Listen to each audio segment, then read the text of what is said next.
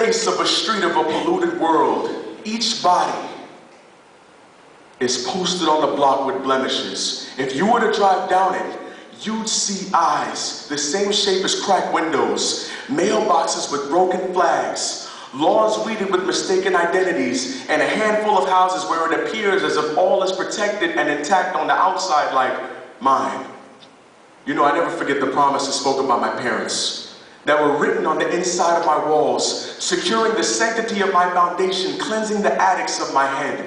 You can see pure, undisturbed, unstained curtains of white fabric, knitted with marriage to peaceful furniture, decorated on the inside of what I would have to leave when I exited the door each day. But when I come back in the house with seeds of my friends' happy statuses, posting unbelievably tempting Instagram images and Twitter pics, it picks at me, knowing that my father doesn't honor the covenant of boyfriend and girlfriend, but husband and wife instead. Sometimes I just get tired of having to wait to ring myself around that kind of commitment. I mean, have you ever thought about running away from your home? Running away from the restrictions of your heart being parented so much so that you can go elope with your feelings. See, it's not easy to desert those parents if you've been conceived by virtue. However, emotions are always ready to adopt a lost foster child. I admit, sometimes it's hard to take my own advice and be patient and stationed in the basement of this location, even when the sensation of the outside fragrance becomes stronger. Believe me, the scent becomes real tempting to explore. And opening that door would expose me to an atmosphere of urges, certainly purging purity out for a surge of curiosity at a velocity of evil Knievel, daring me to race past the phrases of, man, I'll get that one day, or, yeah, I still ain't got none. But do I really want to take the risk of being allergic to saying, I'm still a virgin? See, the uncertainty causes coughs, canceling clarity, creating clouds, precipitating storms of confusion, and I can't decide whether or not to attempt to grow in the soil of my comfort zone. Sooner or later, the blood pressure in my head is going to burst like water pressure against the ceiling of restraint, sealed against the roof of my mind. As you can clearly see, something's got to give. The water and blood pressure on the outside don't compare to the pain of peer pressure on the inside, taunting and telling me to taste and see that the sex is good. Just a taste. Maybe if I poke a hole in the roof, crack the windows of my eyes, I won't compromise to satisfy my appetite. Just a taste, right? I mean, a crumb isn't a breadstick. A breadstick isn't that big of a loss unless I added having some salad toss.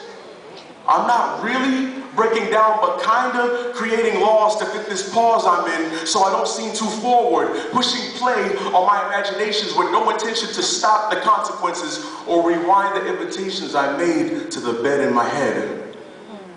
But as soon as my concentration gets thrown off, it's hard to play house with someone with a roof blown off. I mean, it's hard to live one way privately, but publicly act another appearance like your life has no interference. Putting on a show like Taraji and Terrence, or like how Olivia Pope would handle. It's hard to say you're part of the kingdom of God when you build empires filled with scandals. And get this scandal. I secretly gave away my purity to attempt to conserve my virginity. As these images of women sailed through my psyche, they came and left, just like the thoughts they were. Eroding the sidewalk of my foundation with every wave of shame that came with them.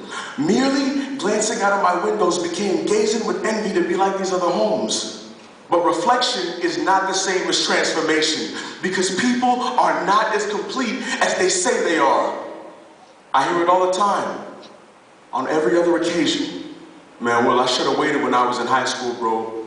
And a lot of people are stuck with a whole bunch of problems that they didn't even want to have, despite the blessing of having a healthy child. So even when I feel trapped, I'm still glad I waited.